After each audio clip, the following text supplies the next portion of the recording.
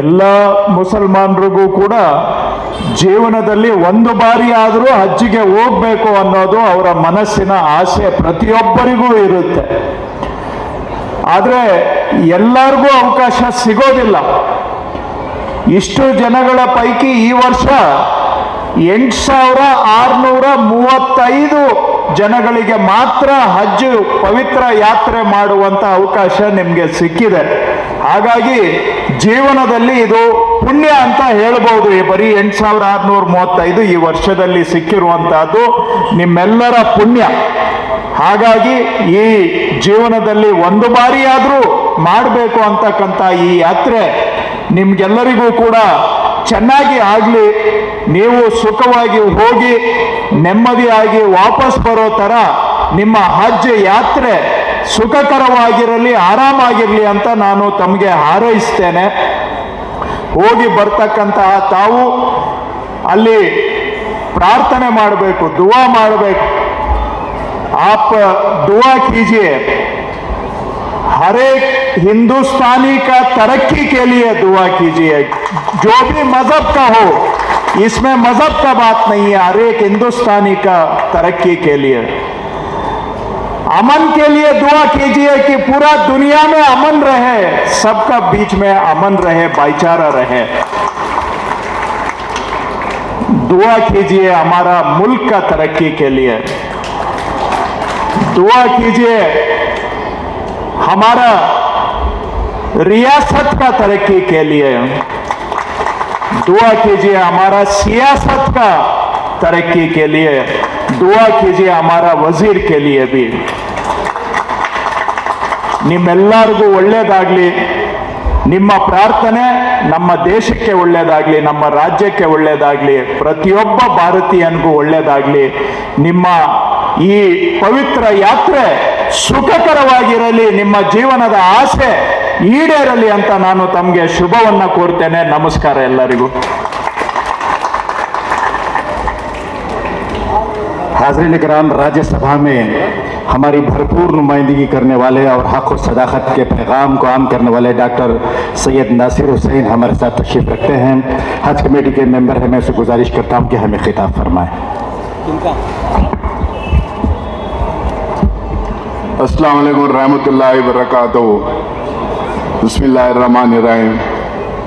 हमारे बीच में हमारे कर्नाटका स्टेट के चीफ मिनिस्टर जनाब सिद्धरामैया साहब हैं. उनके साथ में डायस पे बहुत सारे उलमा इकराम हैं, बहुत सारे सियासतदान हैं. सबका नाम नहीं लूँगा. हुज्जाज इकराम, बुजुर्गों और दोस्तों, आप तमाम लोगों को पता है कि देश में क्या हालात है.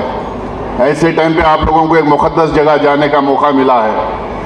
मुझे कुछ दिन पहले पता चला जो 54,000 प्राइवेट टूर ऑपरेटर्स थे, उनका लाइसेंस हमारे देश की सरकार कैंसिल की है.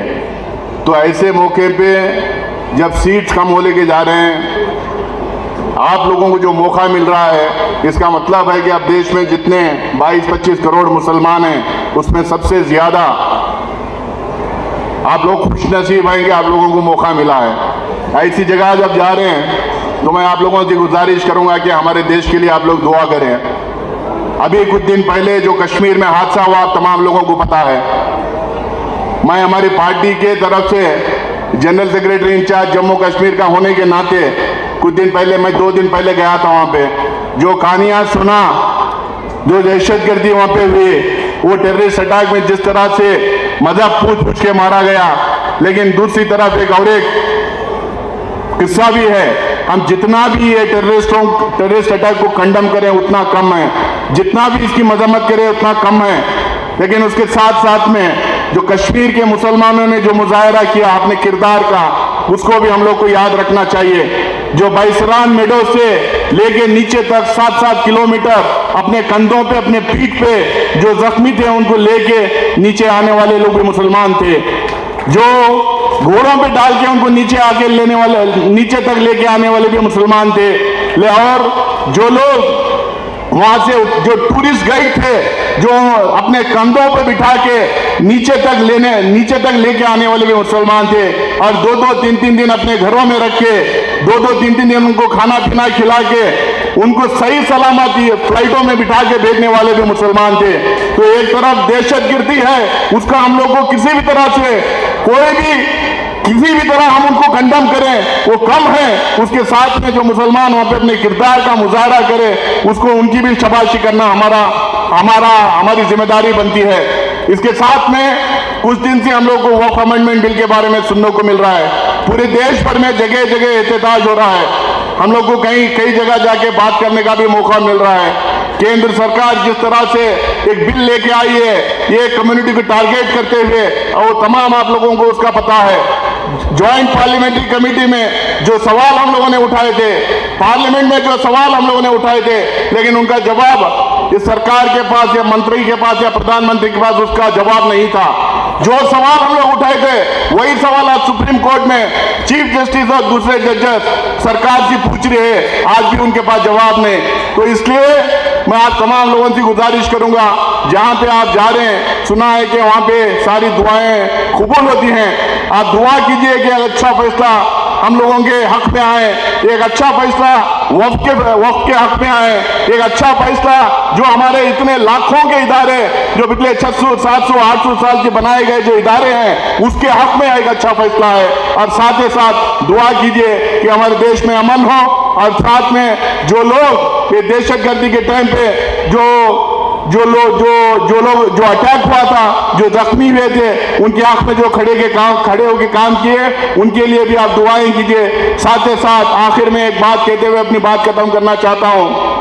आज 4,500 करोड़ रुपए हमारे चीफ मिनिस्टर सिद्धरामैया साहब ने जो ग्रांट माइनॉरिटीज को दिए हैं, 2013 से लेकर 18 तक जो सरकार थी, जब भी सिद्धरामैया साहब मुख्यमंत्री थे, चीफ मिनिस्टर थे, उस टाइम पे भी माइनॉरिटीज को लगातार ग्रांट देते गए और बढ़ाते गए। अब पिछले 2 साल से भी लगातार हमारे गारंटीज के इम्प्लीमेंटेशन के बावजूद हमें 4,500 करोड़ उन्होंने पिछले 2 साल से दिया है। मुझे नहीं लगता कि हिंदुस्तान में किसी और रियासत में इतना बड़ा रकम एक कम्युनिटी को दिया गया है। ये सिर्फ और सिर्फ कांग्रेस की सरकार है, सिर्फ और सिर्फ सिद्धरामैया साहब हमारे चीफ मिनिस्टर है, इसीलिए मुमकिन हो पाया।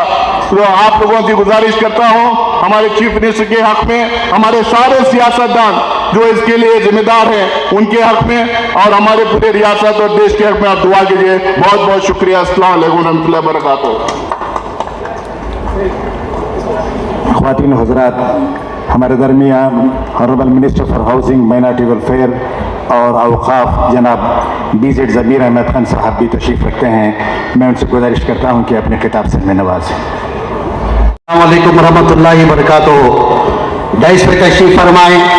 इस जलसे के जिम्मेदार हज़रात अमीर शरीयत मौलाना सगीर अहमद रशीदी साहब, मेरे चाहते मौलाना मसूद इमरान साहब, मौलाना मुफ्ती इफ्तिखार कासमी साहब, मौलाना जुल्फ़िकार नूरी काजी साहब, हमारे और आपके चाहते कर्नाटका के चीफ मिनिस्टर जनाब सिद्धरामैया साहब, और एक इधर लोकल MLA मिनिस्टर जनाब कृष्ण बरोगरा साहब, हज मिनिस्टर जनाब रहीम खान साहब, मेरे लीडर और हमारे पार्टी के लीडर CM पॉलिटिकल सेक्रेटरी जनाब नसीर अहमद साहब, वक्त का तगाजा देखते हुए CM की तबीयत नासार होने के लिए प्रयासी लीडरों से मैं माफी चाहते हुए, किसका नाम नहीं लेते हुए, तमाम देश पे तशरीफ फरमाए पूरे लीडर्स और उलमा इकराम, बैठे हुए तमाम हुजाज इकराम, सबसे पहले मैं आप लोग हुजाज इकराम को दिल की गहराई से मुबारकबाद देता हूँ।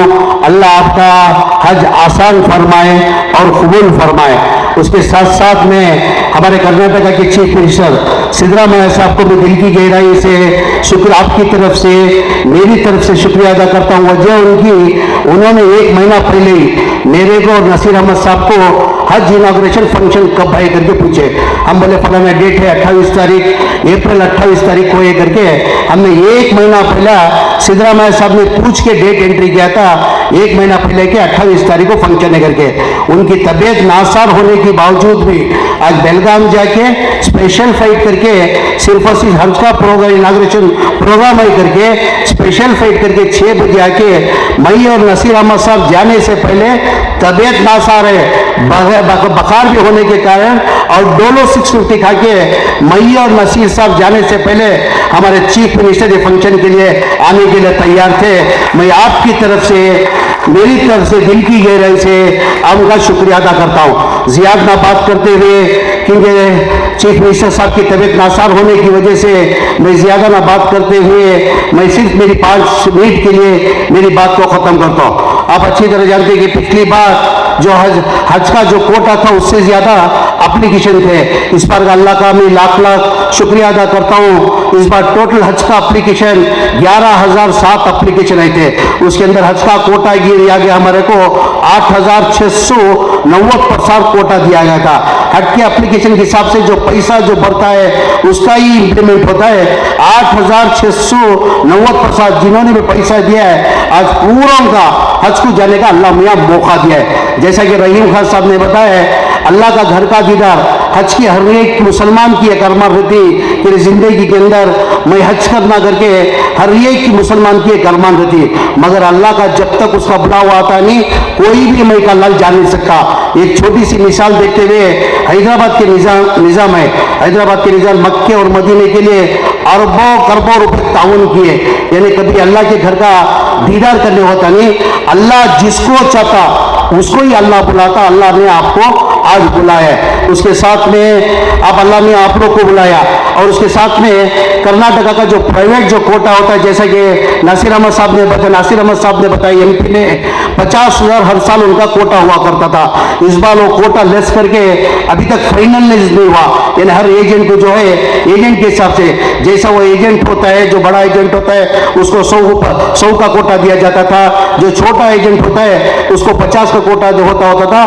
पूरे हिंदुस्तान के अंदर तमाम जगह बैठकर क्या करते थे, प्राइवेट ऑपरेटर्स को देते हैं। इस साल जो है 50 साल का कोटा रिड्यूस करके मेरे शायद अभी तक फाइनल नहीं हुआ बोलते, खाली 20% के कोटा देने का तय करें, जिसका 50 था खाली उसको 8 हाजों का कोटा को 8 हाजों का जाने का मौका मिल रहा। मगर ये बोलने का मकसद क्या है, अल्लाह में उनको बता नहीं सकते क्यों 3-4 महीने ही ऑलरेडी वो लोग टिकट भी बुक कर लिए, रिफंडेबल टिकट भी बुक कर देने सब।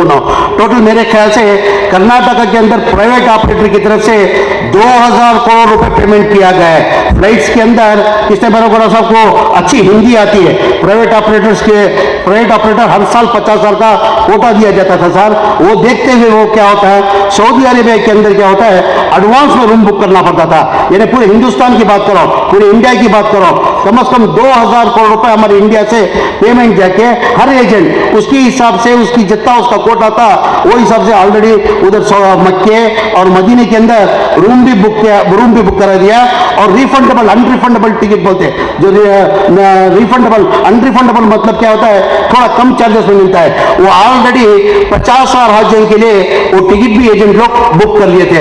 मगर अल्लाह मियाँ का उनको जाने का, अल्लाह मियाँ जब तक उनका बुला नहीं हुआ था अल्लाह मियाँ जाता नहीं। आप लोग से भी एक आजीज़ाना गुजारिश है, जो कल हज्जाज इकराम कल की शाम की फ्लाइट है, जो हज्जाज इकराम जा रहे हैं, अल्लाह के वास्ते जैसा जाके वहाँ पहुंचते उन हाजियों को भी अल्लाह मियाँ उनकी भी जो अरमान है अल्लाह पूरी करना करके आपसे गुजारिश करता हूँ। उसके साथ साथ में ज्यादा वक्त नहीं है, मैं कौन सा सब्जेक्ट बात करूँ, कौन सा सब्जेक्ट छोड़ूं, मेरे को समझ नहीं रहा। क्या कहते हैं सिद्धरामैया के कारनामे ऐसे हैं हमारी कौम के लिए जो किए, मैं सुनाने जाऊंगा तो कम से कम 2 दिन लगेंगे।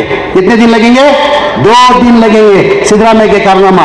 अभी जो हम लोग स्टेज जो हर साल जो है हज इनाग्रेशन के अंदर जो फंक्शन करते हैं, जो हज इनाग्रेशन के अंदर मेरे ख्याल से आज तबीयत नासार मेरे को और नसीर अहमद साहब को सिद्धरामैया साहब आते नहीं आते करके हमको थोड़ा डाउट था, क्योंकि तबीयत नासार होने की वजह से आते नहीं आते करके।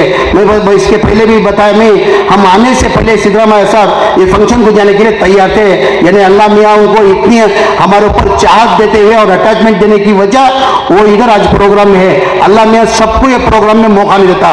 कुमार स्वामी साहब को भी 2 बार चीफ मिनिस्टर कुमार स्वामी बने थे, ಎರಡ್ कुमार स्वामी सर मुख्यमंत्री अवकाश ಸಿಕ್ಕಿದ್ದಾರೆ। ಅವ್ರು ಯಾವತ್ತೂ ಹಜ್ ಇನಾಗ್ರೇಷನ್ ಗೆ ಬರಕ್ಕೆ ಸಾಧ್ಯ ಆಗಿಲ್ಲ।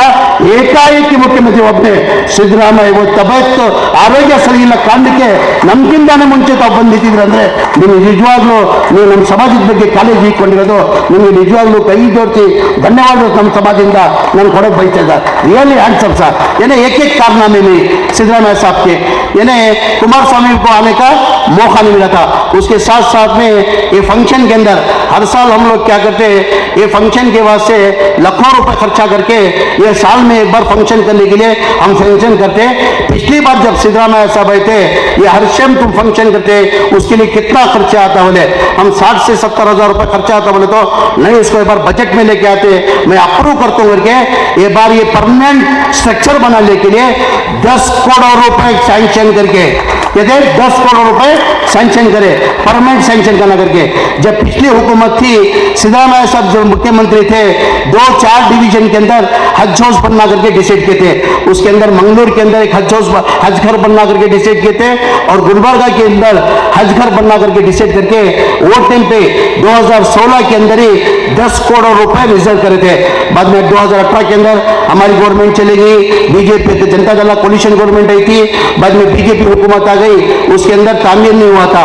आज सिद्धरामैया वापस हमारी कांग्रेस हुकूमत के आने के बाद हमारे सिद्धरामैया साहब ने आदेश दिया है, मैं खुद आता हूं, मंगलूर का हज का संघीय बुनियाद का काम मैं करता हूं करके 16 तारीख को हमारे चीफ मिनिस्टर साहब मंगलूर का हज घर के लिए आज उन्होंने डेट दिया है, 16 तारीख को संघीय बुनियाद हो रहा है। उसके साथ साथ में और एक मैं दिल की गहराई से हमारा इनायतुल्लाह करके जो सूरत कल के जो हमारे कांग्रेस के कैंडिडेट थे, बहुत सालों से जगह का मसला चल रहा था, गवर्नमेंट से भी जो एक जगह अलर्ट किए थे, वो सही जगह ना होने की वजह से कोई वहां लोकल माने नहीं हो, ये नहीं होना करके बहुत सालों से पेंडिंग था। तो इनायत करके जो हमारी पार्टी से जो कैंडिडेट थे पिछले साल 2023 के अंदर सूरत कल से जो कैंडिडेट थे, वो कैंडिडेट सामने से आके अल्लाह उनको हिदायत देके 1 एकड़ 8 गुंठे लगभग 2 एकड़ जगह कम से कम मेरे ख्याल से एक 7-8 करोड़ की जगह रहेगा, फ्री हज कमेटी को नोदे को ही वही जगह को हमारे सिद्धरामैया साहब 16 तारीख को संघीय बुनियाद का भाई काम करते कर तय कर पाए। हमारे रहीम खान साहब और एक हमारी गुलबर्गा के अंदर भी 6 तारीख को, शायद 6 तारीख को रहीम खान साहब 6 तारीख को फिक्स कर पाए ना, 6 तारीख को हमारे रहीम खान साहब संघीय बुनियाद का काम, कनीज फातिमा मैडम बहुत दिन से हमारे एमएलए मैडम का भी डिमांड था कि जल्द से जल्द उधर का संघीय बुनियाद का काम करो करके, वो भी इंशाल्लाह 6 तारीख को रहीम खान साहब फिक्स कर पाई, वो भी उसका संघीय बुनियाद के लिए दोनों जगह के लिए 2017 के अंदर सिद्धरामैया साहब ग्रांट दिए थे 10 करोड़ मंगलूर के लिए, 10 करोड़ गुलबर्गा के लिए, और ज्यादा पैसे की जरूरत पड़ेगी तो सिद्धरामैया साहब ने वादा किया बेहतरीन हजगर बनना दोनों जगह, और अगर पैसे की जरूरत पड़ी तो मैं देता हूं करके हमारे चीफ मिनिस्टर साहब ने वादा किया है। उसके साथ साथ में आप अच्छी तरह से जानते हैं कि हज कैंप के अंदर सालाना जो है जो हज का सीजन जो होता है उस टाइम पे हम लोग 1 महीने के लिए प्रोग्राम करते हैं, बाकी 11 महीने प्रोग्राम खाली हुआ करता था। तो हमारी हुकूमत आने के बाद हमारे चीफ मिनिस्टर सिद्धरामैया साहब से बात करके, साहब ये 11 महीने खाली रहता है, फिर हज कैंप हम जब करते हैं जब उसके लिए खर्च करके करना पड़ता है, तो उस वजह से इसके अंदर में IAS, IPS, KS coaching centre डालता करके चीफ मिनिस्टर साहब से मैं परमिशन लेके ये साल से 400 बच्चों को हज कैंप के अंदर IAS, IPS, KS coaching centre डालना करके ये बार हमने शुरुआत की। अल्लाह का मैं शुक्रिया अदा करता हूँ, और खुशी की बात है कि यहाँ हज कैंप के अंदर पढ़ के 102 जने जो है गवर्नमेंट जॉब के अंदर इलेक्ट हो गई, उसके अंदर 60 पर 2 जने 9 जने सब इंस्पेक्टर बनी, 100 ने सब इंस्पेक्टर बना, तो आते आते तेदाद तो मैं करेंगे IPS की जो है तेदाद आते आते हमारी कम होने को आ रही। आज जो सब इंस्पेक्टर बना उसकी 30 पर 3 साल उसकी सर्विस थी, जाते जाते रिटायर्ड हुआ तो SP DCP होगा, एडिशनल SP होगा रिटायर्ड होता, वैसे 9 जने जो ही आज इस सब इंस्पेक्टर हमारे हज कैंप में पढ़कर सब इंस्पेक्टर बन कोई। उसके साथ में 50 पर 3 जने कांस्टेबल बनी, हेड कांस्टेबल 50 पर 3 जने बनी। कांस्टेबल मतलब उन्हें रिटायरमेंट तक उसकी 30 पर 3 साल की सर्विस के अंदर कम से कम उन्हें इंस्पेक्टर होकर रिटायर्ड बनता। तो हमारी हज कैंप सर ये हज कैंप ಏನು ಮಾಡ್ತಾರೆ ಸರ್, ಪ್ರತಿ ವರ್ಷ ಒಂದೇ ವರ್ಷದಲ್ಲಿ ಒಂದೇ ತಿಂಗಳು ಹಜ್ ಕ್ಯಾಂಪ್ಗೆ ನಾವು ಯೂಸ್ ಮಾಡ್ತೀವಿ ಸರ್, 11 ತಿಂಗಳು ಈ ಹಜ್ ಕ್ಯಾಂಪ್ ಬಂದ್ ಮಾಡಿ ಇಡ್ತಾ ಇದ್ದೀವಿ ಸರ್। ಹಾಗಾಗಿ ನಮ್ಮ ಸರ್ಕಾರ ಬಂದಾದ್ಮೇಲೆ ತಾವೇ ಒಪ್ಪಿಗೆ ಕೊಡ್ತಿರೋರಿಗೆ ತಮ್ಮ ಬಂದು ಕೇಳಿದೆ ನಾನು, ಸರ್ 11 ತಿಂಗಳು ನಾವು ಕ್ಲೋಸ್ ಮಾಡಿ ಇಟ್ಟಿರ್ತೀವಿ, ಇಲ್ಲಿ IAS, IPS, KS coaching centre ಹಾಕ್ತೀವಿ ಸರ್, ಒಳ್ಳೇದಾಗ್ತದೆ ನಮ್ಮ ಸಮಾಜಕ್ಕೆ ಅದಕ್ಕೆ ಗೋ ಹ್ಯಾಡ್ ಮಾಡು ಅಂತ ತಾವು ಪರ್ಮಿಷನ್ ಕೊಟ್ಟು ಸರ್ 2025 ಆ ಮಾಡಿದ ಕಾರಣಕ್ಕೆ ಇವತ್ತು 400 ಜನನ IAS, IPS ಕೋಚಿಂಗ್ ಸೆಂಟರ್ ಇಲ್ಲಿ ಕೊಡ್ತಾ ಇದ್ದೀವಿ ಸರ್। ಸರ್.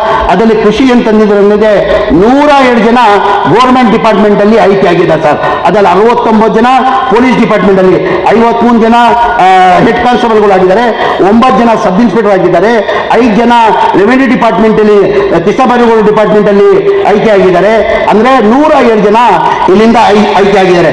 ಅದರಲ್ಲಿ ಟೋಟಲ್ 67 ಜನ, ಒಬ್ಬ KS ಗೆ ಒಬ್ಬ ಸೆಲೆಕ್ಟ್ ಆಗಿ ಇಂಟರ್ವ್ಯೂ ಆಗ್ಬೇಕಂತೆ ಸರ್. ಸೆಲೆಕ್ಟ್ ಆಗಿದ್ದಾನೆ, ಫೈನಲ್ ಇಂಟರ್ವ್ಯೂ ಆಗಬೇಕು. ಅಲ್ಲನ ಮೇಲೆ, ನನ್ನ ದೇವ್ರ ಮೇಲೆ, ಅಲ್ಲನ ಮೇಲೆ ವಿಶ್ವಾಸ ಇದೆ. ಒಬ್ಬ ಇಲ್ಲಿಂದ ಅವನು IAS ಆಗ್ತಾರಂತ ನನ್ನ ವಿಶ್ವಾಸ ಇದೆ ಸರ್. KS ಅಲ್ಲಿ ಪ್ರಿಲಿಮಿನರಿ ಎಕ್ಸಾಮ್ ಅಂತ 67 ಜನ ಕೊಟ್ಟಿದ್ದಾರೆ. ಫೈನಲ್ ಎಕ್ಸಾಮ್ ಅಲ್ಲಿ ಏನದು ನೇಮ್ಸ್ ಎಕ್ಸಾಮ್ ಏನೋ ಕೊಡ್ಬೇಕಂತ ಸರ್. ಅದ್ರಲ್ಲಿ 67 ಜನದಲ್ಲಿ ಕನಿಷ್ಠ ಒಂದು 25 ಜನನೋ 30 ಜನ ಆಯ್ಕೆ ಆಗ್ತಾರಂತ ನನಗೆ ವಿಶ್ವಾಸ ಇದೆ ಸರ್. इसके साथ साथ में मैं बोल रहा हूँ, ये सिद्धरामಯ್ಯ साहब के बात करते हुए ನಿಮ್ಮ ಬಗ್ಗೆ ಹೇಳಕ್ ನಮ್ಮ ಸಮಾಜಕ್ಕೆ ಮಾಡಿರೋದು ಹೇಳ್ತಾ ಹೋಗ್ರಿ ಸರ್. 2 ದಿನ ಬೇಕಾಗ್ತದೆ ಸರ್. 2 ದಿನ ಹೇಳಿದ್ರು ಸಾಲದು. ತಾವು ಅಷ್ಟು ಮಾಡಿದ್ದೀರಾ ಸರ್, ಅಷ್ಟು ಮಾಡಿದ್ದೀರಾ ಸರ್. ನಾವು ಹೇಳಂಗೆ ಇಲ್ಲ. ये कहते हुए अब जैसा कि हमारे नासिर हुसैन साहब ने बताया, जो हमारे सिद्धरामಯ್ಯ साहब ने जो बजट क्यों बोले, तो ऐसा मौका हमारे को दोबारा मिलता नहीं. उलमा इकराम भी तमाम बैठी ಒಂದು 5 ನಿಮಿಷ ಲೇಟ್ ಆಗೋ ಸರ್. ನಮ್ಮ ಸಮಾಜ ಇಡೀ ರಾಜ್ಯದಿಂದ ಬಂದವರು ಸರ್, ಅವ್ರಿಗೂ ಗೊತ್ತಾಗ್ಬೇಕಿಲ್ಲ ಸರ್ ತಾವೇನು ನಮ್ಮ ಸಮಾಜಕ್ಕೆ ಮಾಡಿದ್ದೀರಂತ ಅವ್ರಿಗೂ ಅರ್ಥ ಆಗ್ಬೇಕಂತೆ ಸರ್. ಒಂದು 2-3 ನಿಮಿಷ ಹೆಚ್ಚಾಗಿ ತಗೊಂತೀನಿ, ದಯಮಾಡಿ ತಪ್ಪಾಗಿ ಭಾವಿಸಬಾರ್ದು, ಬೇಜಾರು ಮಾಡ್ಕೊಳ್ಬಾರ್ದು ಸರ್. 2 ನಿಮಿಷ ಜಾಸ್ತಿ ತಗೊಂತೀನಿ सर. जो हमारा 2013 से पहले बहुत से चीफ मिनिस्टर है, बहुत से चीफ मिनिस्टर गए, उन्होंने जो माइनॉरिटी जो ग्रांट था हमारे 400 करोड़ के ऊपर माइनॉरिटी ग्रांट कभी बढ़ा नहीं.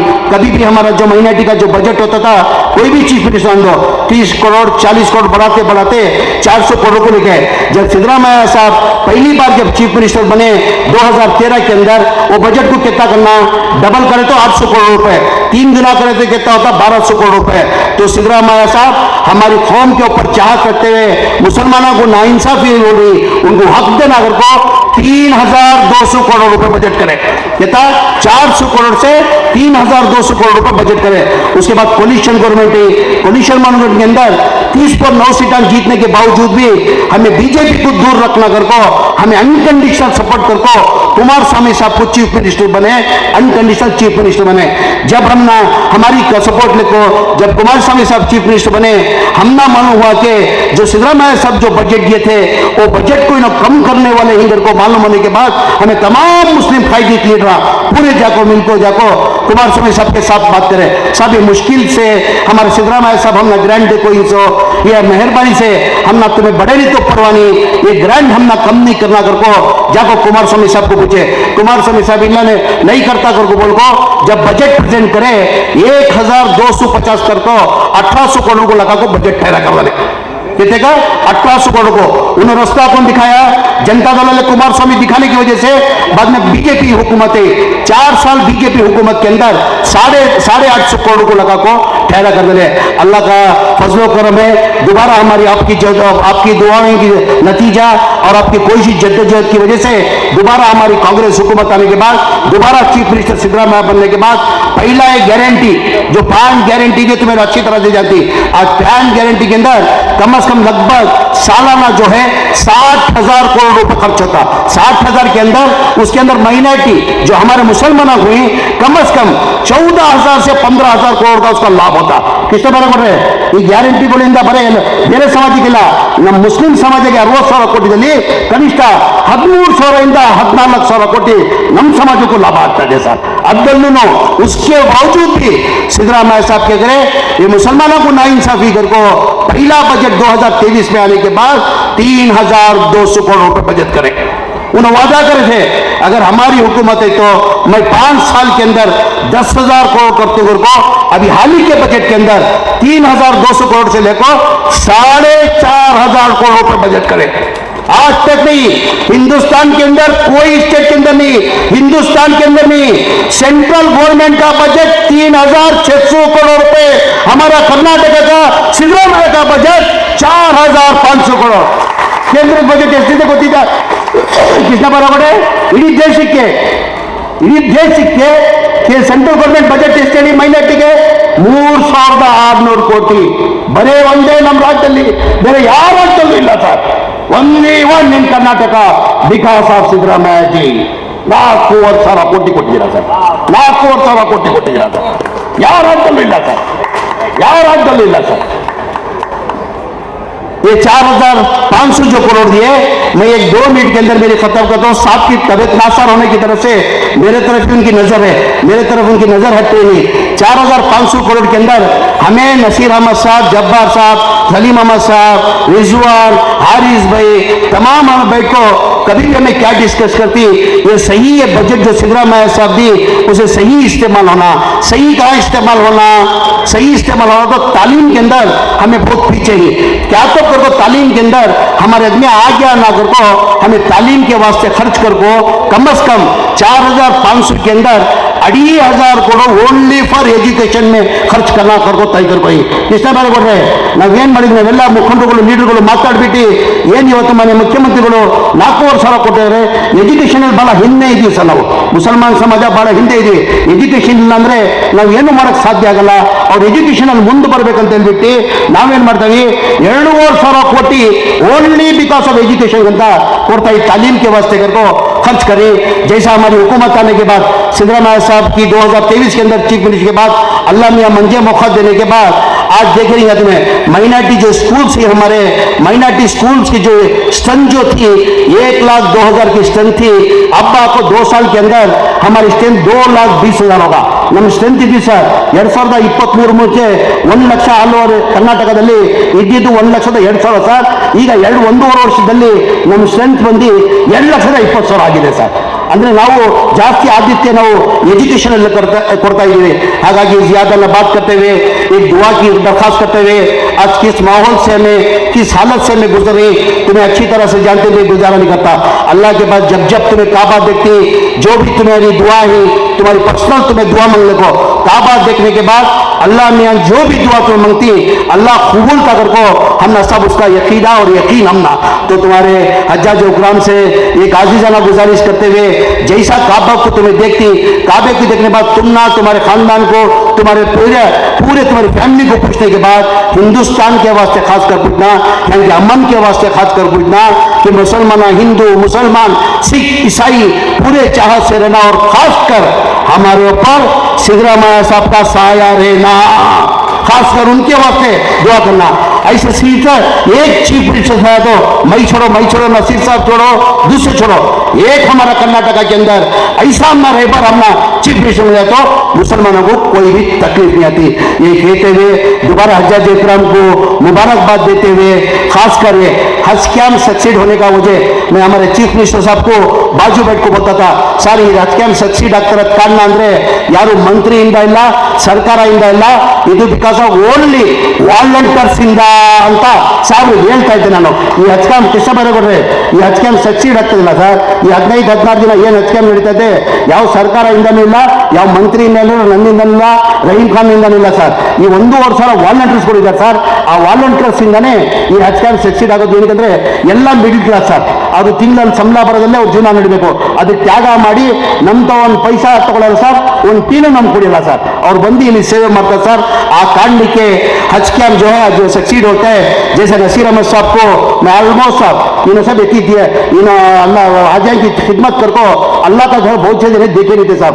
वो देखते हुए लगातार 3-4 साल से सब में उम्र को भेज लगा साहब. 2019 में 950 दिन को उम्र को भेजा था. अब परसों हाल ही में सब पिछले महीने में तुम्हें जाको दुआ को थे 300 जना को भेजो. ऑलमोस्ट जितने जने जाना था पूरे चलेगी, बच्चे सब जन को इंशाल्लाह ये बार उनको भी जो भी बच्चे उनको दे तो. मगर ये भी मैं बोलता हूँ नसीर साहब महीने में भेजा सो. अब अल्लाह में बात क्या किसे दुआ करती है, अल्लाह का दीदार करो को और उम्रा करो, हज करो को किसके पास दुआ करती है, अल्लाह के पास मांगती है. अल्लाह तुम्हारी दुआ कबूल करने को जमीर अहमद खान को जरिया बना को अल्लाह मियां तुम बता सो महीने में ये भेज रू सो. ये कहते हुए हमारे हज कमेटी के टिप्पू का चेयरमैन साहब का मैं दिल की गहराई से उनका शुक्रिया अदा करो. बेहतरीन अरेंजमेंट कर कोई तो चेयरमैन साहब का खासकर तमाम मेंबरों का, यहाँ मुजाहिद खड़ कोई, हमारे वारिस खड़ कोई, हमारा मुजाहिद खड़ कोई, तमाम मेंबर्स का मैं शुक्रिया अदा करते हुए और एक बार हमारे कर्नाटका के चीफ मिनिस्टर साहब का उनकी तबीयत नासाब होने की वजह से भी आज जो हमारे फंक्शन में अटेंड हुए उनका भी दिल की गहराई से शुक्रिया अदा करते हुए मेरी बात को खत्म करता हूँ. अस्सलाम वालेकुम रहमतुल्लाहि बरकातुहू. हाज़रीन इकराम, पूरे भारतवर्ष में फिस्कल मैनेजमेंट की मिशनरी के तौर पर डिस्टिंक्टिव एक ऑनर रखने वाले चीफ मिनिस्टर श्री सिद्धरामैया जी हमारे साथ हैं। मैं उनसे निवेदन करता हूं, गुजारिश करता हूं सिद्धरामैया जी से कि वो तशरीफ लाएं और अपने नेक ख्वाहिशात का इजहार फरमाएं।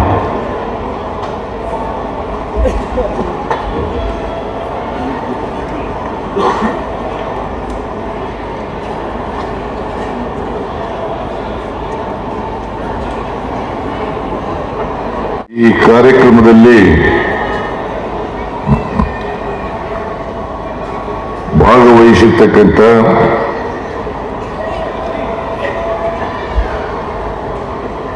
ಅಧ್ಯಕ್ಷರು ಅಮೀರ್ ಶರೀಯತ್ ಕರ್ನಾಟಕ ಶ್ರೀ ಮೌಲಾನಾ ಸಗೀರ್ ಅಹಮದ್ ಖಾನ್ ರಸೀದಿಯವರೇ, ಎಲ್ಲ ಇಸ್ಲಾಂ ಧರ್ಮದ ಧರ್ಮಗುರುಗಳೇ, ಈ ಕಾರ್ಯಕ್ರಮದಲ್ಲಿ ಭಾಗವಹಿಸಿರ್ತಕ್ಕಂಥ ಈ ಕ್ಷೇತ್ರದ ಶಾಸಕರು ಆದಂಥ ಸಚಿವರು ಆದಂಥ ಶ್ರೀ ಕೃಷ್ಣ ಬೈರೇಗೌಡ ಅವರೇ, ವಸತಿ ಮತ್ತು ಅಲ್ಪಸಂಖ್ಯಾತರ ಅಭಿವೃದ್ಧಿ ಸಚಿವರಾದಂಥ ಶ್ರೀ ಜಮೀರ್ ಅಹಮದ್ ಖಾನ್ ಅವರೇ,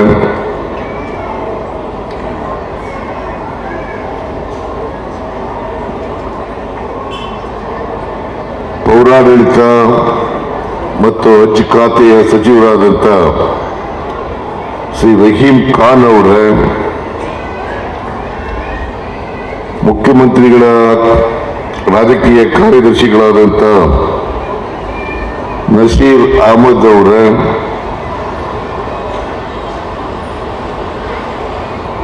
ರಾಜ್ಯಸಭೆಯ ಸದಸ್ಯರಾದಂಥ ಶ್ರೀ ನಾಸೀರ್ ಹುಸೇನ್ ಅವರೇ, ವಿಧಾನ ಪರಿಷತ್ನಲ್ಲಿ ಮುಖ್ಯ ಸಚೇತಕರಾದಂಥ ಶ್ರೀ ಸಲೀಂ ಅಹಮದ್ ಅವರೇ, ಶಾಸಕರುಗಳಾದಂಥ ಖನಿಜಾ ಫಾತಿಮ್ ಅವರೇ, ಎಸ್ ಸಿ ಶ್ರೀನಿವಾಸ್ ಅವರೇ, ಮೇಲ್ಮನೆಯ ಸದಸ್ಯರಾದಂಥ ಅಬ್ದುಲ್ ಜಬ್ಬಾರ್ ಅವರೇ, ಶ್ರೀಮತಿ ಬಲ್ಕೀಸ್ ಬಾನು ಅವರೇ,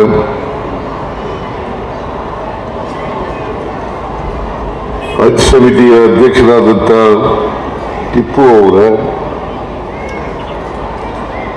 ವೇದಿಕೆ ಮೇಲಿರ್ತಕ್ಕಂಥ ಎಲ್ಲ ಆಹ್ವಾನಿತ ಗಣ್ಯರೇ, ಇಲ್ಲಿ ಆಗಮಿಸಿರ್ತಕ್ಕಂಥ ಆತ್ಮೀಯ ಬಂಧುಗಳೇ, ತಾಯಂದಿರೇ, ಮಾಧ್ಯಮದ ಸ್ನೇಹಿತರೆ, ನಾನು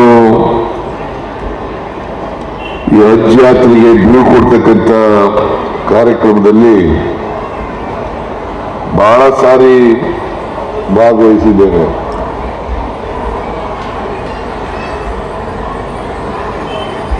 ಈ ಸಾರಿನೂ ಕೂಡ ನಿಮ್ಮೆಲ್ಲರಿಗೂ ಶುಭ ಕೋರ್ಲಿಕ್ಕೆ, ಯಾರ್ಯಾರು ಹಜ್ ಯಾತ್ರೆಗೆ ಹೋಗ್ತಾ ಇದ್ದಾರೆ ಅವರೆಲ್ಲರಿಗೂ ಶುಭ ಕೋರ್ಲಿಕ್ಕೆ ಸರ್ಕಾರದ ವತಿಯಿಂದ ಮತ್ತು 7 ಕೋಟಿ ಜನರ ವತಿಯಿಂದ ನಾನು ಇವತ್ತು ಇಲ್ಲಿ ಬಂದಿದ್ದೇನೆ.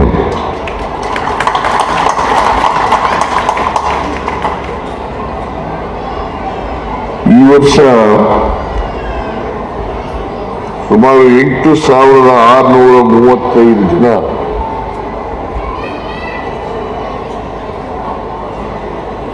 ಹಜ್ ಯಾತ್ರೆಗೆ ಹೊರಟಿದ್ದಾರೆ. ಮುಂದಿನ ತಿಂಗಳು 15ನೇ ತಾರೀಕಿನವರೆಗೂ ಕೂಡ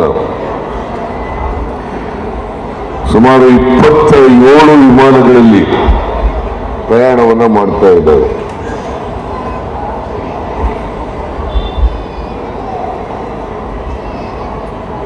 ಪ್ರತಿಯೊಬ್ಬ ಮುಸಲ್ಮಾನ ಯಾರು ಆರ್ಥಿಕವಾಗಿ ಸದೃಢರಾಗಿದ್ದಾರೆ, ಆರೋಗ್ಯವಾಗಿ ಇದ್ದಾರೆ, ಅವರೆಲ್ಲರೂ ಕೂಡ ಒಮ್ಮೆಯಾದರೂ ಕೂಡ ಹಜ್ ಯಾತ್ರೆಯನ್ನ ಕೈಗೊಳ್ಳಲೇಬೇಕು ಅಂತಕ್ಕಂಥದ್ದು ಇಸ್ಲಾಂ ಧರ್ಮದಲ್ಲಿರ್ತಕ್ಕಂಥ 5 ಆಚರಣೆಗಳಲ್ಲಿ ಇದು ಒಂದು.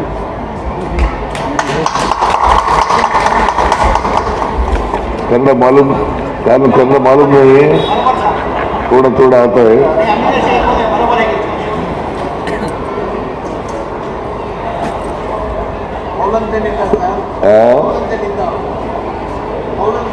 ಹೌದಾ? ಕೌಲಂದೆ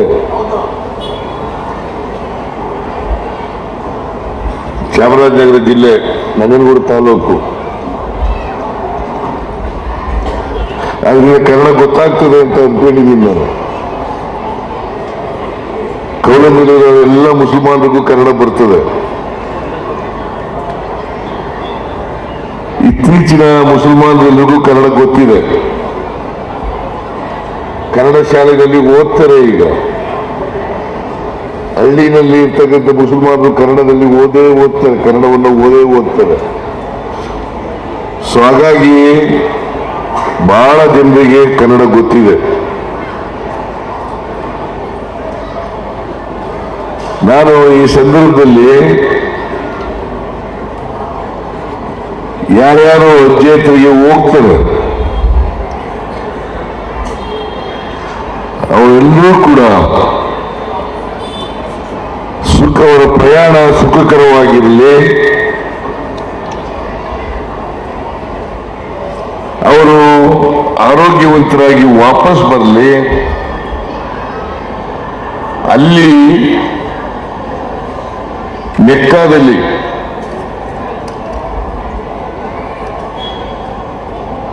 ಅವರು ಇಡೀ ದೇಶದ ಭಾರತೀಯರ ಪರವಾಗಿ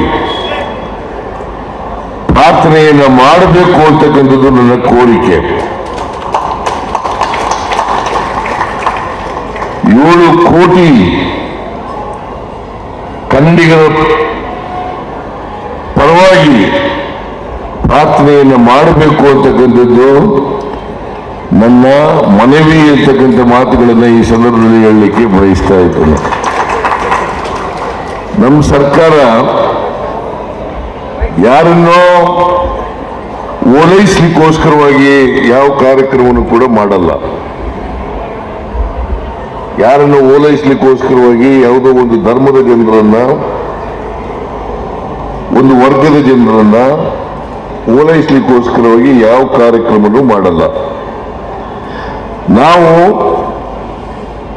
ಈ ಕರ್ನಾಟಕ ಕನ್ನಡ ನಾಡು ಸರ್ವ ಜನಾಂಗದ ಶಾಂತಿಯ ತೋಟ ಆಗಬೇಕು.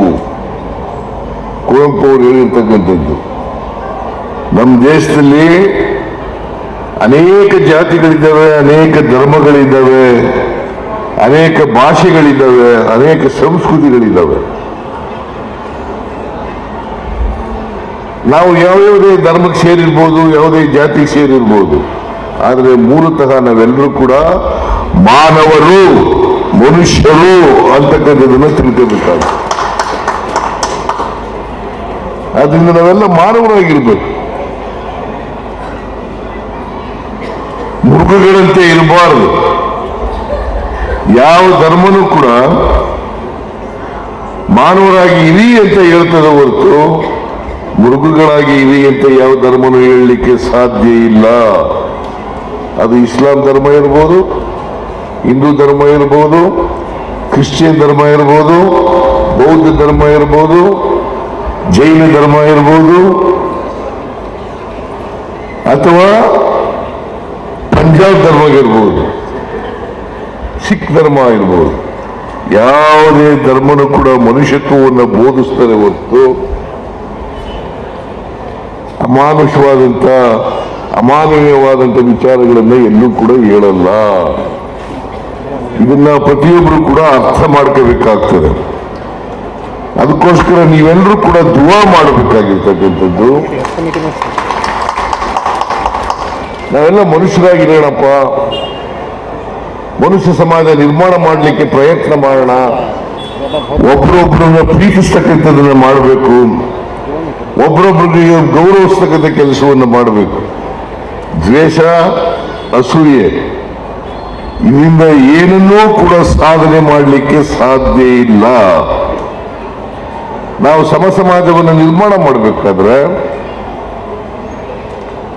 ಒಂದು ಸೌಹಾರ್ದಯುತವಾದ ಸಮಾಜವನ್ನು ನಿರ್ಮಾಣ ಮಾಡಬೇಕು ಅನ್ನೋದಾದ್ರೆ ಪರಸ್ಪರ ಪ್ರೀತಿ ಗೌರವದಿಂದ ಬದುಕಬೇಕಾಗ್ತದೆ. ಅದಕ್ಕೆ ನಮ್ಮ ಸಂವಿಧಾನದಲ್ಲಿ ಸಹಿಷ್ಣುತೆ ಮತ್ತು ಸಹಬಾಳ್ವೆ ಇದನ್ನು ಬಹಳ ಸ್ಪಷ್ಟವಾಗಿ ಹೇಳಿದೆ. ಸಹಿಷ್ಣುತೆ, ಸಹಬಾಳ್ವೆ. ಇನ್ನೊಂದು ಧರ್ಮದವರನ್ನ ಸಹಿಸ್ಕೊಳ್ತಕ್ಕಂಥ ಗುಣವನ್ನು ಬೆಳೆಸ್ಕೊಳ್ಬೇಕು. ಇನ್ನೊಬ್ಬ ವ್ಯಕ್ತಿಯನ್ನ ಸಹಿಸ್ಕೊಳ್ತಕ್ಕಂಥ ಗುಣ ಬೆಳೆಸ್ಕೊಳ್ಬೇಕಾಗ್ತದೆ. ನಾವೆಲ್ಲರೂ ಕೂಡ ಒಟ್ಟಿಗೆ ಬಾಳ್ಬೇಕಾಗ್ತದೆ. ಯಾರೇ ಆಗಿರ್ಲಿ, ಹಿಂದೂಗಳಿರ್ಲಿ, ಮುಸಲ್ಮಾನರಿರ್ಲಿ, ಕ್ರಿಶ್ಚಿಯನ್ರಿರ್ಲಿ, ಬೌದ್ಧರಿರ್ಲಿ, ಸಿಖ್ರಿರ್ಲಿ, ನಾವೆಲ್ಲರೂ ಕೂಡ ಒಂದೇ ತಾಯಿಯ ಮಕ್ಕಳು ಅನ್ನೋ ರೀತಿಯಲ್ಲಿ ಬದುಕ್ತಕ್ಕಂಥ ವ್ಯವಸ್ಥೆಯನ್ನ ನಿರ್ಮಾಣ ಮಾಡ್ಕೊಳ್ತಕ್ಕಂಥದ್ದೇ ನಾವು ಈ ಸಮಾಜಕ್ಕೆ ಕೊಡ್ತಕ್ಕಂಥ ಕೊಡುಗೆ ಅಂತಕ್ಕಂಥದ್ದನ್ನ ಅರ್ಥ ಮಾಡ್ಕೋಬೇಕಾಗ್ತದೆ. ಅದರಿಂದ ನೀವೆಲ್ಲರೂ ಕೂಡ ಹಜ್ಜಿಗೆ ಬಹಳ ದೂರ ಹೋಗ್ತೀರಿ, ವಿಮಾನದಲ್ಲಿ ಹೋಗ್ತೀರಿ. ನೀವು ಸಮಾಜದಲ್ಲಿ ಸೌಹಾರ್ದಯುತೆ ಬೆಳೀಲಿ. ಯಾಕಂದ್ರೆ ನಮ್ಮ ಸಂವಿಧಾನ ಬಹಳ ಸ್ಪಷ್ಟವಾಗಿ ಸ್ವಾತಂತ್ರ್ಯ, ಸಮಾನತೆ, ಭ್ರಾತೃತ್ವ ಈ ಮೂರು ಪದಗಳನ್ನು ಬಹಳ ಸ್ಪಷ್ಟವಾಗಿ ಹೇಳಿದೆ. ಸ್ವಾತಂತ್ರ್ಯ, ಸಮಾನತೆ, ಭ್ರಾತೃತ್ವ. ಅದರಿಂದ ಈ ಮೂರು ಪದಗಳನ್ನು ನಾವು ಗಮನದಲ್ಲಿ ಇಟ್ಟುಕೊಂಡು ಬಾಳ್ತಕ್ಕಂಥದ್ದು ಅತ್ಯಂತ ಅವಶ್ಯ. ದ್ವೇಷದಿಂದ ಯಾರನ್ನು ಗೆಲ್ಲಕ್ಕಾಗಲ್ಲ. ದ್ವೇಷದಿಂದ ಗೆಲ್ಲಕ್ಕಾಗುತ್ತಾ? ಸ್ನೇಹದಿಂದ ಗೆಲ್ಲಬಹುದು, ಪ್ರೀತಿಯಿಂದ ಗೆಲ್ಲಬಹುದು. ಆದರೆ ದ್ವೇಷದಿಂದ, ವೈರತ್ವದಿಂದ ಯಾರನ್ನು ಕೂಡ ಗೆಲ್ಲಲಿಕ್ಕೆ ಸಾಧ್ಯ ಇಲ್ಲ. ಇದು ಮೂಲಭೂತವಾಗಿ ಪ್ರತಿಯೊಬ್ಬರು ಕೂಡ ಅರ್ಥ ಮಾಡ್ಕೋಬೇಕಾಗ್ತದೆ. ಯಾವುದೇ ಧರ್ಮದವರಾಗಲಿ ಇದನ್ನು ಮೂಲಭೂತವಾಗಿ ಅರ್ಥ ಮಾಡ್ಕೊಳ್ತಕ್ಕಂಥದ್ದು ಅತ್ಯಂತ ಅವಶ್ಯ.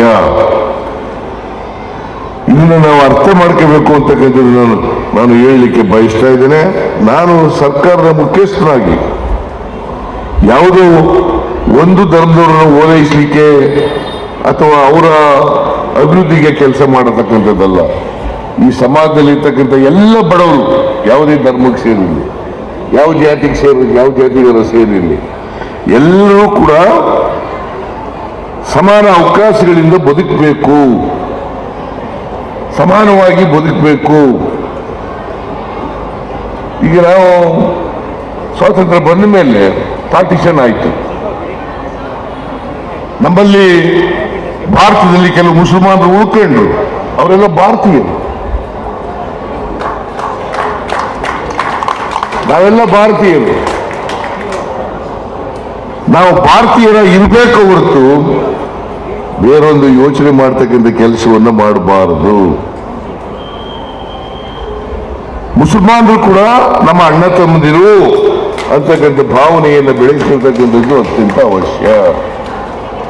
ಹಿಂದೂಗಳು ಕೂಡ ನಮ್ಮ ಅಣ್ಣ ತಮ್ಮಂದಿರು, ಕ್ರಿಶ್ಚಿಯನ್ರು ಕೂಡ ನಮ್ಮ ಅಣ್ಣ ತಮ್ಮಂದಿರು. ಅದನ್ನ ಬೆಳೆಸ್ಕೋಬೇಕು. ಅದು ಬೆಳೆಸ್ಕೊಂಡಾಗ ಮಾತ್ರ ಸೌಹಾರ್ದತೆಯಿಂದ, ಸಮಾನತೆಯಿಂದ ಬಾಳಲಿಕ್ಕೆ ಸಾಧ್ಯ ಆಗ್ತದೆ.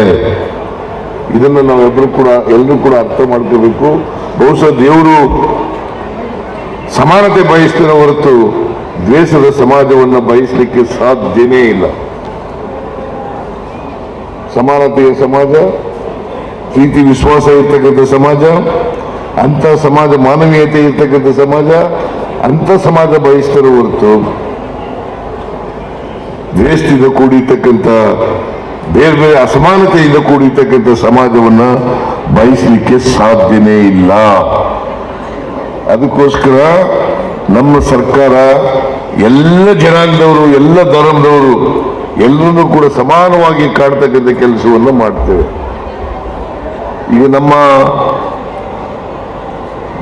ರಾಜ್ಯದ ಬಜೆಟ್ 4,09,000 ಕೋಟಿ. ಅದರಲ್ಲಿ ನಿಮಗೆ ಕೊಡೋದೆಷ್ಟು? 4,500 ಕೋಟಿ. ಅದು ದೊಡ್ಡದಲ್ಲ.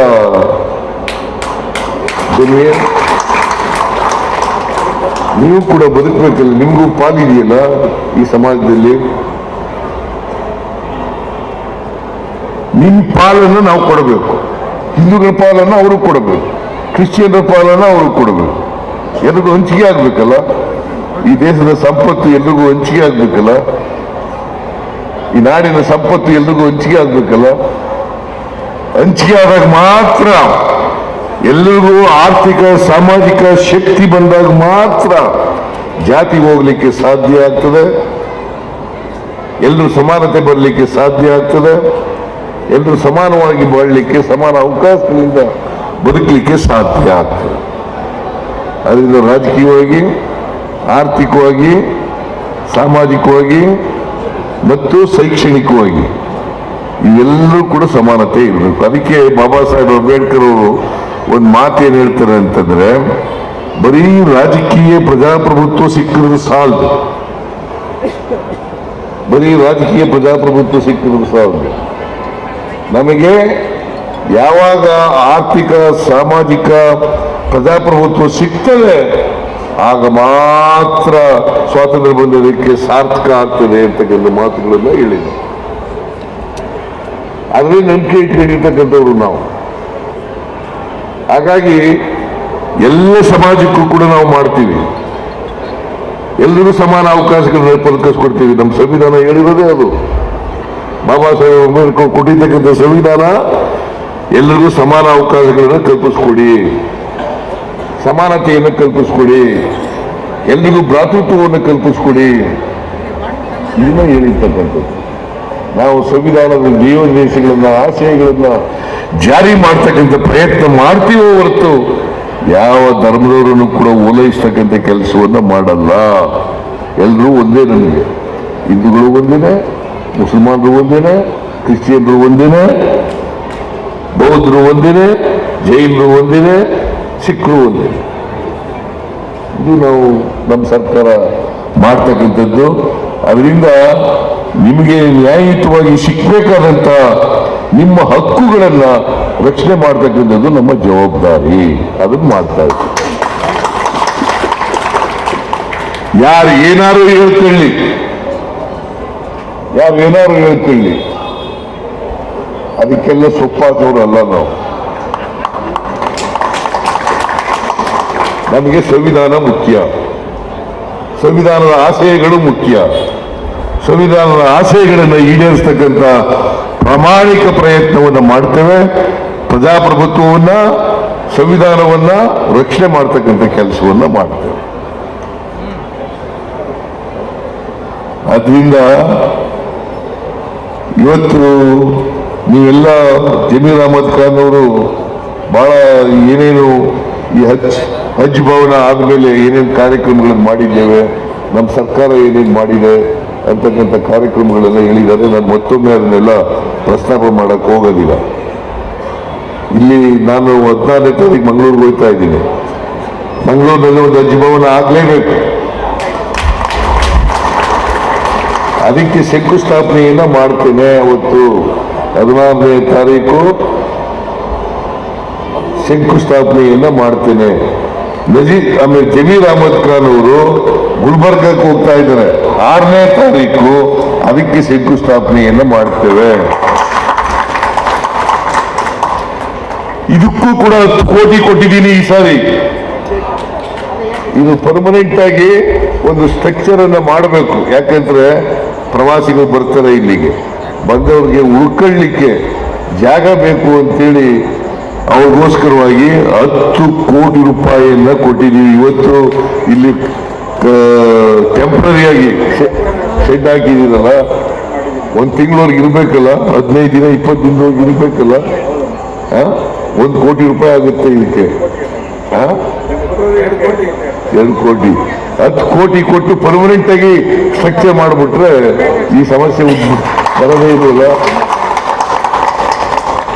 ಅದಕ್ಕೋಸ್ಕರವಾಗಿ 10 ಕೋಟಿ ರೂಪಾಯಿಗಳನ್ನ ಈ ಸರ್ಕಾರಕ್ಕೆ ಕೊಟ್ಟಿದ್ದೇನೆ. ಈಗ ಜಮೀರ್ ಅಹಮದ್ ಖಾನ್ ಅವರು ಅಲ್ಪಸಂಖ್ಯಾತರ ಅಭಿವೃದ್ಧಿ ಸಚಿವರು, ಅವ್ರಿಗೆ ದುಡ್ಡು ಕೊಟ್ಟಿದ್ದೀವಿ. ಇವೆಲ್ಲ ಮಾಡಪ್ಪ ನೀನು.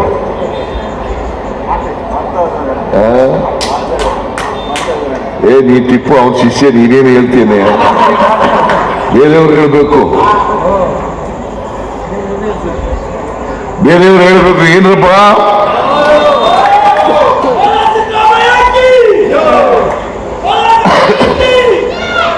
ಆದ್ರಿಂದ ನಾನು ನಿಮ್ಮಲ್ಲಿ ಇಷ್ಟೇ ಮನವಿ ಮಾಡೋದು, ನಿಮ್ಮಲ್ಲಿ ಶಿಕ್ಷಣ ಹೆಚ್ಚಾಗಬೇಕು. ಸಾಚಾರ್ ಕಮಿಟಿನಲ್ಲಿ ಬಹಳ ಕಡಿಮೆ ಶಿಕ್ಷಣ ಕಡಿಮೆ ಇದೆ ಅಂತ ಹೇಳಿದ್ದಾರೆ. ಶಿಕ್ಷಣ ಜಾಸ್ತಿ ಆಗದೆ ಹೋದ್ರೆ ಸ್ವಾಭಿಮಾನ ಬರಲ್ಲ. ನೀವು ಸ್ವಾಭಿಮಾನದಿಂದ ಬದುಕಬೇಕು ಅನ್ನೋದಾದ್ರೆ, ಸ್ನೇಹಿತರಂತೆ ಬದುಕಬೇಕು ಅನ್ನೋದಾದ್ರೆ, ಗುಲಾಮ್ಗಿರಿಯನ್ನು ತೆಗೆದಾಕ್ಬೇಕು ಅನ್ನೋದಾದ್ರೆ ಪ್ರತಿಯೊಬ್ಬರು ಕೂಡ ಶಿಕ್ಷಣವನ್ನ ಪಡ್ಕೊಳ್ಳೇಬೇಕು. ಆ ಕೆಲಸವನ್ನು ನೀವು ಮಾಡಬೇಕು ಅಂತೇಳಿ ನಿಮ್ಮಲ್ಲಿ ಮನವಿ ಮಾಡಲಿಕ್ಕೆ ಬಯಸ್ತಾ ಇದ್ದೆ. ಶಿಕ್ಷಣ ಆಗಲೇಬೇಕು. ಈಗ ಇವರೆಲ್ಲ ಶಿಕ್ಷಣ ಪಡ್ಕೊಳ್ಳೋದ್ರಿಂದ ನೀವೆಲ್ಲ ಬಂದಿದ್ದೀರಿ, ಕೂತ್ಕೊಳ್ಳಲಿಕ್ಕೆ ಸಾಧ್ಯ ಆಗಿದೆ. ರೆಹಮಾನ್ ಖಾನ್ ಸಾಹೇಬರು ಬರಬೇಕಾಗಿತ್ತು. ಅವ್ರಿಗೆ ಹುಷಾರಿಲ್ಲ ಅಂತ ಬಂದಿಲ್ಲ.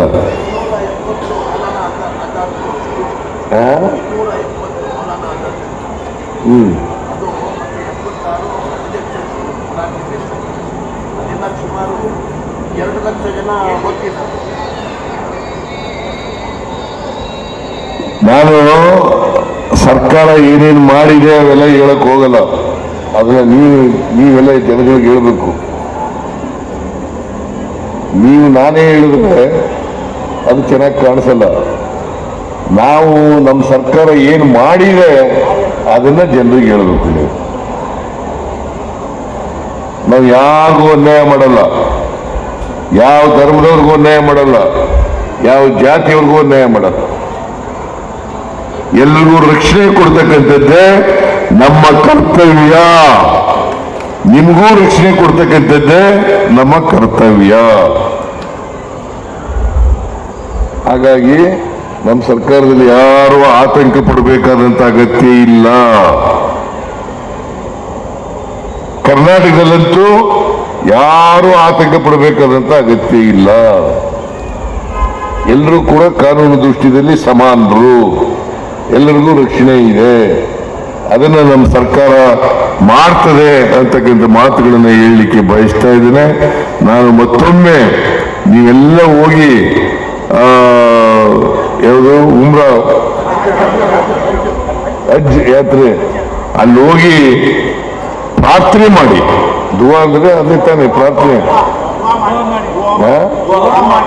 ದುವಾ ಪ್ರಾರ್ಥನೆ ಮಾಡಿ. ನಾನು ಕನ್ನಡದಲ್ಲಿ ಹೇಳ್ತೀನಂತೆ, ದುವಾ ಕರೋ.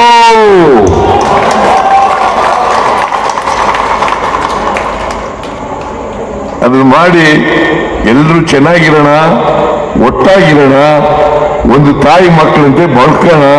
ಅದನ್ನ ಅಂತ ವಾತಾವರಣ ನಿರ್ಮಾಣ ಮಾಡ್ತಕ್ಕಂಥದಕ್ಕೆ ನೀವೆಲ್ಲರೂ ಕೂಡ ದೇವರಲ್ಲಿ ಪ್ರಾರ್ಥನೆ ಮಾಡಿ ಅಂತ ಹೇಳಿ, ನಿಮ್ಗೆಲ್ಲ ಒಳ್ಳೇದಾಗಲಿ ಅಂತ ಹೇಳಿ ಶುಭ ಕೋರಿ ನನ್ನ ಮಾತುಗಳನ್ನು ಮುಗಿಸ್ತೇನೆ.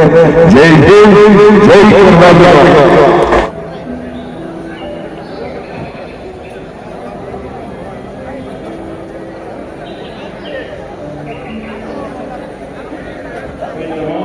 खाने का इंतजाम है और हमारे जबीर अहमद साहब की तरफ से हर साल जो 10 साल से जबीर साहब लंगर चला रहे हैं, जो रोजाना 25,000 से 30,000 लोग आते हैं। और आज भी तमाम से गुजारिश करता हूं कि पीछे हमें एक पिंडल बनाए, बैक डोर से जाना है, तमाम खाना खा के जाए। तमाम से गुजारिश करता हूं बिना खाए कोई भी ना जाए। और हमारे अल्ताफ साहब मजीद साहब जो एसडीपी के प्रेसिडेंट हैं, हमारे मुजाहिद साहब और हमारे उर्दू अकेडमी के हमारे मेंबर सलमा मैडम जो हमारे सेक्रेटरी। रहमान रहीम। आज बाद मगरिब हमारे कर्नाटक स्टेट के चीफ मिनिस्टर सिद्धरामैया साहब इनाग्रेशन करने के लिए आए थे। माशाल्लाह बहुत अच्छा मंजर रहा और यहाँ बहुत सारे लोग शौक शौक के साथ बैठे रहे। और सिद्धरामैया साहब ने बहुत सारे वादे किए हैं, मुझे उम्मीद है कि वादे पूरे हो जाएंगे। खास तौर से बेंगलुरु में 16 तारीख को फाउंडेशन डालने वाले हैं हज भवन का। इसी तरीके से गुलबर्गा में भी 6 तारीख को है, तो 2 जगह भी जाने वाले हैं। और इससे बड़ी हिम्मत आती है और अल्लाह ताला से हम दुआ करते हैं कि अल्लाह ताला उनको सेहत सलामती के साथ रखे। आमीन सुम्मा आमीन। बिस्मिल्लाहिर्रहमानिर्रहीम। आज हज भवन में हाज़िर होकर इफ्तिताही इजलास में शिरकत करके यकीनन बड़ी क़ल्बी मसरत हासिल हुई और बतौर ख़ास यहाँ के इंतज़ामात और यहाँ के खिदमत गुज़ार वॉलंटियर्स नौजवानों की जो जद्दोजहद है, मेहनत है, उसे देखकर काफ़ी बहुत खुशी हुई। मैं दुआ करूँगा कि अल्लाह इनकी खिदमत को कबूल फ़रमाए। आज हमारी रियासत के वज़ीर आला जनाब श्री सिद्धारमैया साहब ने भी बतौर ख़ास कौम मुस्लिम के मुतालिक जिन ख़यालात का, जिन जज्बात का इजहार फरमाया, यकीनन उससे कौम मुस्लिम के हौसले बुलंद हुए हैं। हम सिद्धारमैया साहब की इन बेबाकाना खिदमात और उनके जज्बात की पूरी कदर करते हैं और हुज्जाज किराम से हम गुजारिश करते हैं कि इस वक्त हमारे मुल्क के अंदर बदअमनी का माहौल है। आज हुज्जाज किराम की दुआओं की सख्त ज़रूरत है इस उम्मत के लिए और बिलखुसूस मुल्क व मिल्लत के लिए। हुज्जाज किराम से मैं अपील करता हूँ कि जहाँ आप जा रहे हैं, अल्लाह आपकी दुआओं को कभी रद्द नहीं करता। ज़रूर आप अपनी मुस्तजाब दुआओं में उम्मत को, मिल्लत को, बिलखुसूस मुल्क को याद फरमाएँ। यकीनन आपकी दुआओं से मुल्क के हालात बदल सकते हैं।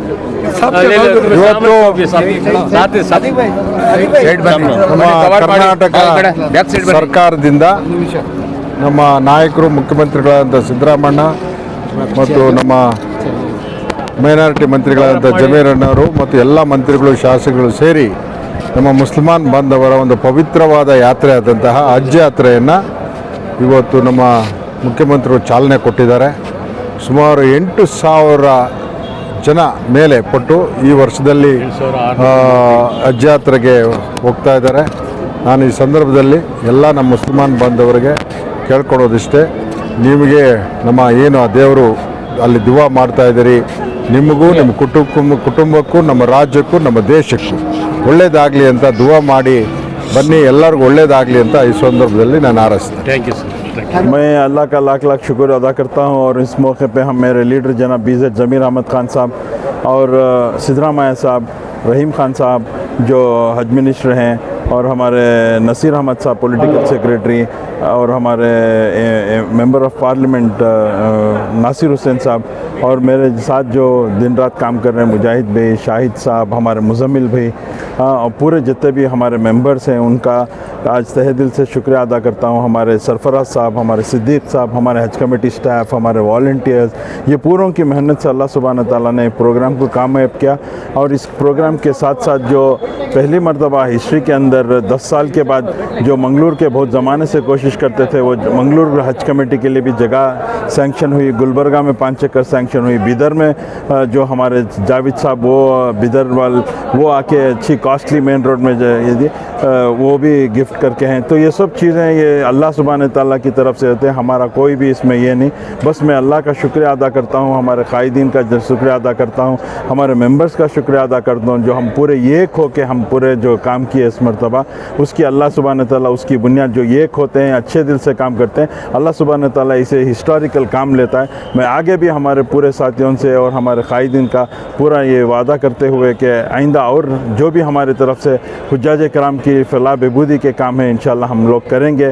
और हुज्जाज कराम को किसी तरीके से जो रूम्स में हो और दूसरे जो उनके बेसिक जो प्रॉब्लम्स है, इंशाल्लाह उनको सब हम अटेंड करेंगे करके हमें पूरे हमारे हज कमेटी, हमारे मेंबर्स, हम पूरे पूरे मिल के उसको अटेंड करके हुज्जाज इकराम को, कर्नाटक से जाने वाले हुज्जाज इकराम को जितना होता है उतना आसानी से हज हो और अल्लाह सुब्हान तआला उनके हज को कबूल करे करके इस मौके पे कहना चाहता हूँ। पिछली बार जो गलतियाँ हुई थी, जो परेशानियाँ झेलनी पड़ी थी, उसका पूरा जायज़ा लिया गया है इस बार? जी जी बेशक लिया। जैसे मैं हज कमेटी का चेयरमैन बना, उस मौके पे मैं दिल्ली जाके किरण रिजिजू जो माइनॉरिटी अफेयर मिनिस्टर हैं उनको, सेक्रेटरी चंद्रशेखर को और जॉइंट सेक्रेटरी जो पीसी बख्शी जो हैं वो हज अफेयर्स देख लेते हैं, और हमारे हज कमेटी के एग्जीक्यूटिव ऑफिसर शाहनवाज साहब और पूरों को जो इसमें कंसर्न रख के जो काम कर रहे हैं उनको पूरों को हमारा कंसर्न बताते हुए कि किस तरीके से रूम्स का काम पिछले मरतबा हमको प्रॉब्लम्स हुआ, और वो सब बताते हुए और एक इस बार एक खुशखबरी का ये है कि जो फर्स्ट टाइम कर्नाटक के कि इसमें 51 खादिमुल हुज्जाज इस बार कर्नाटक से जा रहे हैं, और उनको पेड लीव का काम भी हम लोग लास्ट टाइम रिक्वेस्ट करके आए थे कि एक लेटर सेंट्रल हज कमेटी के सेक्रेटरी को इशू करो ताकि कर्नाटका के चीफ सेक्रेटरी को दे के उनको अब तक पेड वो जो जाते थे छुट्टी डाल के जाते थे, अल्हम्दुलिल्लाह इस मौके पे उनको पेड लीव भी मिल के है, और जो अब जा रहे हैं वो ऑन ड्यूटी जा रहे हैं और उनको सैलरी भी पूरी मिलेगी। तो ये भी एक बहुत बड़ा हमारी पूरी मेंबर्स का हमारा ये एक बहुत बड़ा कारनामा है इस मरतबा। जहाँ एक खुशी की बात यह है कि जितने एप्लीकेशन के सब लोग जा रहे हैं, लेकिन एक अफसोस की बात ये भी है कि प्राइवेट टूर ऑपरेटर्स के तकरीबन 50,000 आदमी नहीं जा पा रहे हैं। मायूसी है उन लोगों में। जी बहुत बड़ी मायूसी है, जिसके अंदर सऊदी गवर्नमेंट से हम लोग और सेंट्रल मिनिस्टर से भी रिक्वेस्ट किए थे कि एकदम ऑल ऑफ ए सडन जो ये लोगों से पैसा भी ले लिए थे और पूरे रेडी हो गए थे हुज्जाज इकराम, all of a sudden Saudi government ने 50,000 का कोटा कैंसिल करके अभी इतना वो डेफिनेटली नहीं बोले हैं कि इतना देंगे बोल के, बहरहाल वो कोशिश कर रहे हैं, जितने भी ट्रैवल एजेंट्स हैं वो एसोसिएशन बना के उनके ज़रिए से कोशिश कर रहे हैं। हम भी उनको बोले हैं कि हमारी तरफ से जो कोई भी हमारी हज कमेटी से कर्नाटक से जो भी उनको तायद होगी हम लोग करते हैं करके उनको भी वादा करके। फ्लाइट है, कितने हजार रवाना हो रहे हैं? हाँ कल टोटली हमारी 29 को फ़्लाइट है, यानी कि 38 की सुबह है, 3 फ़्लाइट्स हैं हमारे फर्स्ट दिन।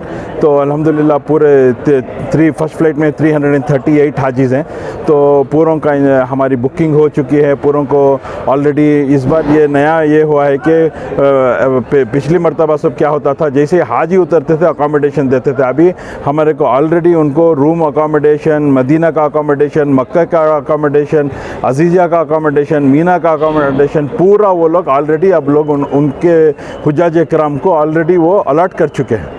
इस बार एक नया एक सिस्टम चला है, इसलिए जो भी चेंजेस हैं हम लोग नहीं कर पा रहे।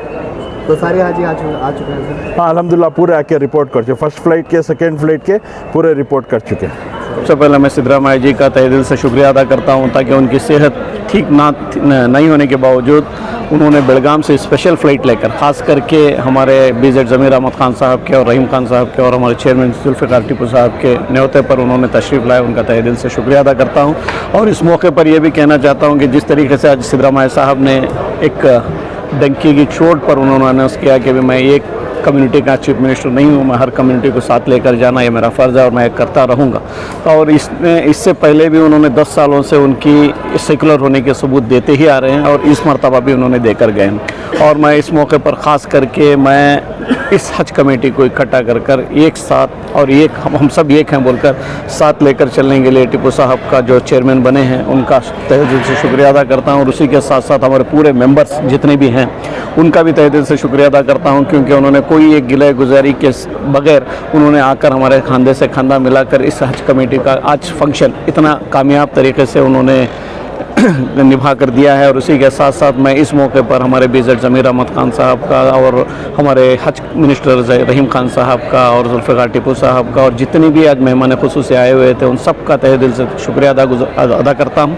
और उसी के साथ साथ मैं इस मौके पर मैं ये भी हाजियों से दरख्वास्त करता हूँ कि जो हमारे 50,000 हाजियों का जो वीज़ा कैंसिल हो गया है, जो हज कोटे में कैंसिल हुआ है, ताकि आज जो पहली फ़्लाइट से जो हाजियाँ जा रहे हैं उनके लिए भी दुआ के लिए मैं दरख्वास्त करता हूँ। और ख़ासकर जो कश्मीर में जो मर गए हैं, जो एक इसके अंदर टेररिस्ट अटैक के अंदर, उन लोगों के लिए भी और हमारे देश के लिए भी और हमारे ख़ासकर कर्नाटक के लिए भी और कर्नाटक के जितने भी सियासतदान हमारे कौम के और जो भी है जो सेकुलर मैंडेट रखे हैं उन सब के लिए दुआओं के लिए दरख्वास्त करता हूँ। और इस मौके पर ख़ास करके मैं हमारे हज कमेटी के जितने भी CEO सरफराज साहब हैं और सिद्दीक साहब हैं और मुयार साहब हैं और सिबकत भाई हैं और और कौन के थे ना, और तौकीर भाई रिटायर्ड हो रहे, और जितने भी हैं उन सब का तहे दिल से शुक्रिया अदा करता हूं, क्योंकि उन्होंने जिस तरीके से एक खाका तैयार कर रखे हैं, और ख़ासकर जो हमारे सरफराज साहब ने जो उस खाके के ऊपर खाली हम लोग काम करते जाएंगे तो इंशाल्लाह कामयाबी ही कामयाबी मिलती रहेगी, और